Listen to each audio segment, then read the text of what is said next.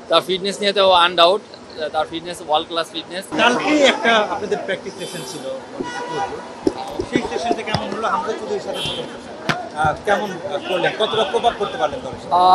দেখেন, এটা অনেক এক্সাইটিং ছিল আমাদের জন্য এবং হামজার জন্য, কারণ সে আমাদের দেশে এসে সে অনেক ব্যস্ত ছিল, বিজি ছিল। গতকালকে আমাদের সাথে সে অফিসিয়ালি ট্রেনিংয়ে অংশগ্রহণ করে। এই ঈদে জামা জুতো অ্যাক্সেসরিজের ডিসকাউন্ট।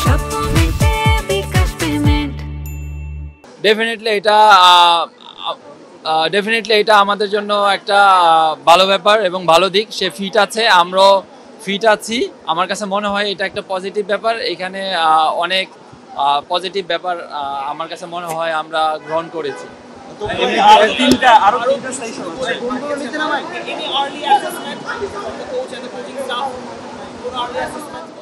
না না না না, এখন পর্যন্ত আমরা ওইটা নিয়ে কোনো ডিসকাশন করিনি, কোচেও করেনি আমাদের সাথে। আর আমাদের সময় আছে, দেখেন আজকে 20 তারিখ, আমাদের আরও 4 দিন সময় আছে।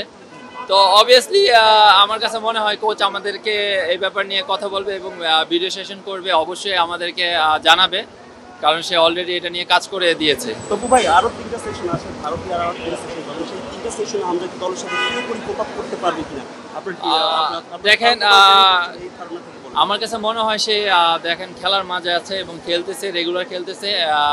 তার ফিটনেস নিয়ে তো আনডাউট, তার fitness world class fitness definitely. দেখেন, আর আমার কাছে মনে হয় একটু শিলংয়ে আমাদের খাপ খাওয়াই নিতে একটু সময় লাগবে, কারণ এর জন্য আমার কাছে মনে হয় 4 দিন আগে আমরা যাচ্ছি।